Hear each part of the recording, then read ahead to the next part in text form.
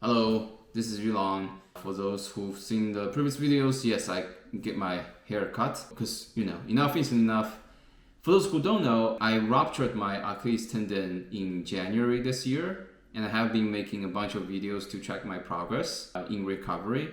If you're interested in my previous month, please check out my channel. In this video, I'm gonna talk about what happened in the month 10 since my surgery. I'm recording this video a little bit earlier. My 10-month mark is November 24th, but this is November 19th. So basically, I'm gonna be super busy pretty soon, so I don't think I have time to record the video. That's why I posted it a little bit earlier. Before the progress update, I wanna talk about, in the last video, I mentioned that I try to exercise at least 1 hour every day. It turns out it's not true. At that time, I'm probably was speaking just off my mind. But when I look back to the Apple Watch tracking for the past month, and the Apple Watch says for the past month, I exercised 51 minutes on average. So it's definitely not 1 hour on average. I do apologize the incorrect number there. But starting there, I decided to actually try to exercise at least 50 minutes every day and not 1 hour. I think that's a little bit too much. So if we look at how it goes right now, it's not a month yet. It's about 20 to 25 days. You can see that my exercise minutes are much more, particularly because I am tracking that every day. Because previously, sometimes I spend like 2 hours a day to work on not only just my rehab exercises, but also weightlifting. But since I made the decision, I try to distribute the exercise evenly throughout every day. Basically, my routine right now is alternating among regular weightlifting, rehab exercises, and cardio, such as running, rowing, that kind of stuff. So I will do either of those every day. So I feel very, very good doing these exercises since then because, first I feel like I am contributing to my recovery more. That makes me feel that I'm getting that closer, and I can feel I'm getting stronger as well. The second is exercise in general. It just makes me feel good, makes me feel better, makes me feel more focused. It's definitely very, very good, but it's very challenging though, trying to maintain 50 minutes exercise every day besides just regular stuff every day. I don't think it's sustainable for me. I'll still try to keep it up for maybe a couple more days. But then, like I said, because towards the end of November, I'm gonna be super busy, I will probably dial it back to maybe 30 minutes every day and then see how it would go. Also, the increased load and intensity of particularly the rehab exercises puts a lot of pressure on my tendon. Now, actually, for the past couple of days, I do feel pain around my heel. Not the tendon. I feel like it's the connection. It's where the heel and the tendon connects. I feel the pain if I stretch, particularly in the morning when it's extra stiff, or just in general if I am doing any exercise that would involve me trying to do dorsiflexion. I try to also ice time to time, but I do think I may have overloaded my tendon a little bit. That makes sense because previously, like I said, I usually do both rehab and weightlifting exercise in one day. So at that time, I probably spend 20 or maybe 30 minutes on rehab exercises. That's not a lot. But since then, because there are days where I only do rehab exercises, and that's for 50 minutes. So it's a lot more. So I think it does make sense that those would result in overloading my tendon. Anyway, for today, I'll actually just rest completely, do nothing, and then I'll restart the exercise tomorrow just to give my tendon a little bit break. The takeaway is exercise in general is just really, really important, both from the physical, rehab standpoint, but also just emotionally or I guess intelligently, it makes you more focused and it just makes you stronger as well. So yeah, that's definitely something I recommend. Next, we can talk about the progress, how I am doing right now. I'll show you a video of my calf size as well as my strength. I think the video doesn't show much, but there is some subtle change that I can feel. My right leg is growing. I have a photo which might show a little bit more, that I can now see some of the shape of my right leg calf, and that's definitely encouraging. In terms of strength, I actually I try to measure my calf raises. I think I'm getting a little bit better.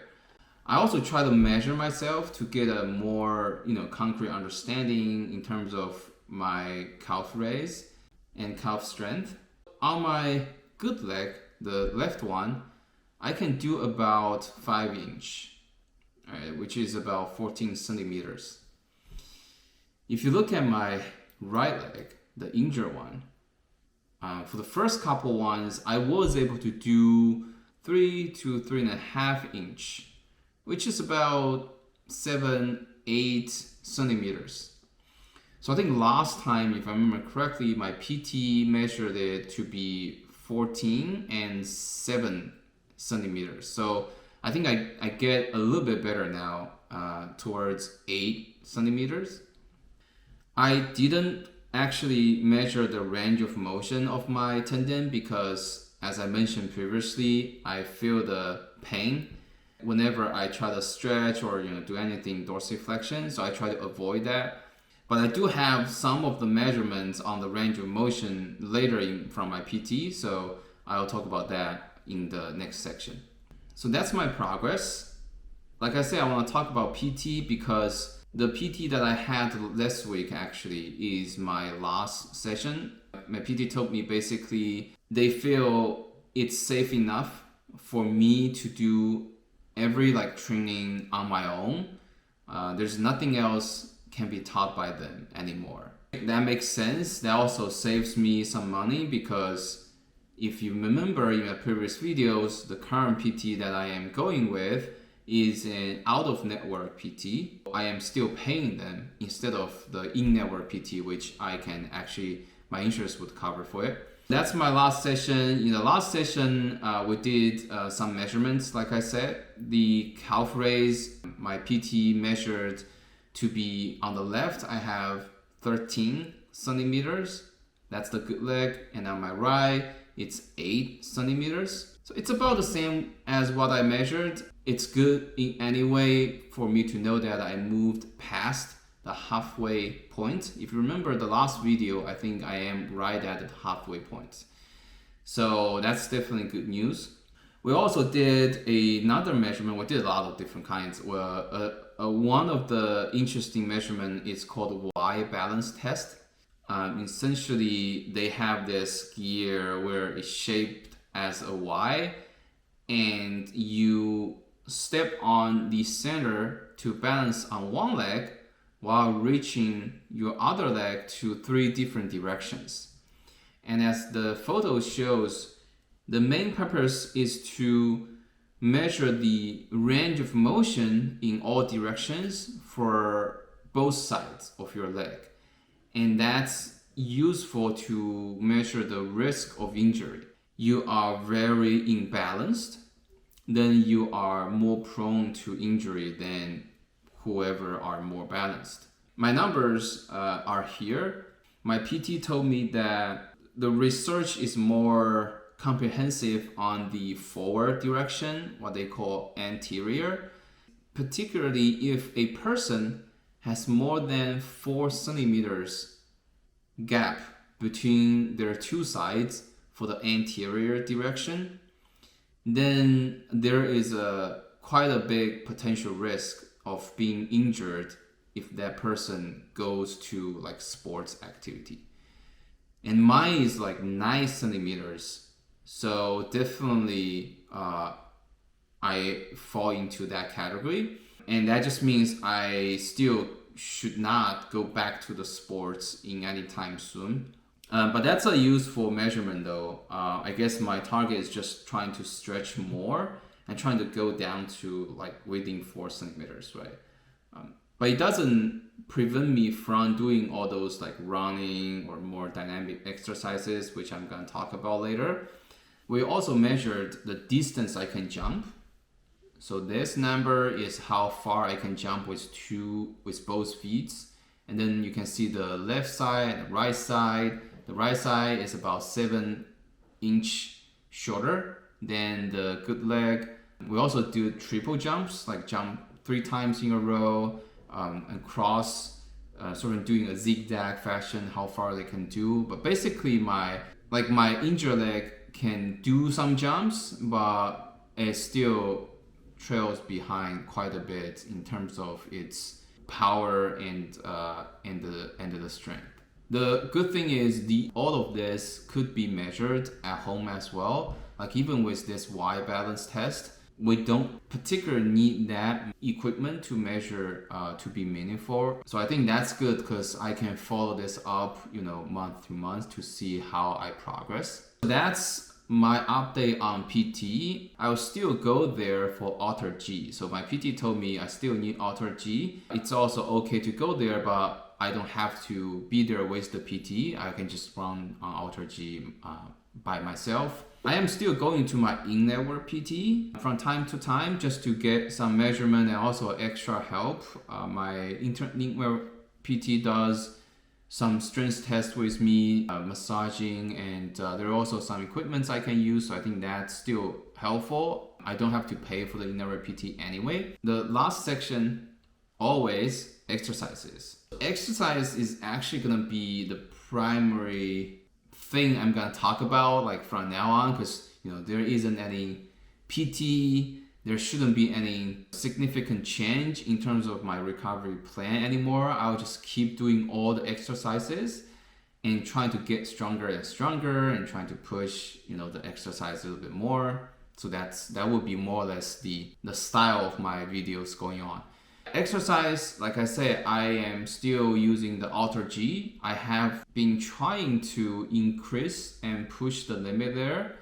So far, I can do like 80% of my body weight on 5 miles per hour without too much issues. I tried it for I think it's like 3 or 5 minutes as part of my 30-minute run. You can see here how my running sessions progress, right? From, a relatively lower body weight to a higher one, and also running longer for each 30-minute session. I think AlterG also contributes to some of my overload issue of my tendon. So I'll just keep an eye on this and make sure that I am pushing to the limit, but also don't overload too much. Besides AlterG, I actually try to run just on the ground. I mean, in the field, because I think in the field, it's a little bit better than running on the concrete, like the paved road. The field provides a little bit more buffer. It's softer, right, than the concrete, which is like just hard as hell. Running there is okay. Like if I run very slow, I could be running without any issues, and I don't limp. But I think I cannot run for a sustained period of time. Like I can run maybe like 20-30 seconds as you see here. I don't think I'm ready just to run there yet. Another thing I discovered is this curved treadmill. I think it is designed for rehab athletics. Because it's curved, but you have less pressure on your lower body when you are running. So I tried that. It definitely does feel a little bit easier to run. Somehow, I get some dorsiflexion because it's curved, right? When you step forward, I get more dorsiflexion there, but I guess I get less dorsiflexion when I push it back in the end because it's also curved. Anyway, I tried that. I'll do maybe some more research before actually try to run there more. I think I'll still just rely more on AlterG for now. There is another category of exercise I started doing in month 10 is what they call plyometrics. Plyometrics are like those short, bursty exercise that will require faster switch of your muscle groups. I can show you some videos. Basically, it involves like a lot of fast jumping, switching, running, and running on high step, that kind of stuff. I used a ladder here to sort of do those exercises. That's most what I did in PT for the past month, and here it's just like I was doing on my own. These actually are slightly easier than running on the field because, like I said, these are like short period of time. It requires it's higher intensity, but it's short period of time. So it's I guess in terms of endurance, it has less demand actually. So I feel I can do this, like I can do like 5 seconds, 10 seconds, and then get some rest and then repeat, instead of like running, because you have to keep running and your muscle have to keep giving, right? I also try to do some skipping and jump ropes as well, like for a short period of time, like 30 seconds, 1 minute. This is a couple new things that I did, but otherwise the rehab exercises are mostly like the same as the last video, just like towards my lower body and particularly my tendon, my calf, trying to load more strength. So that's, I guess, all the updates for this month. I posted a little bit earlier because I will be super busy. So hopefully the next video will come out on time.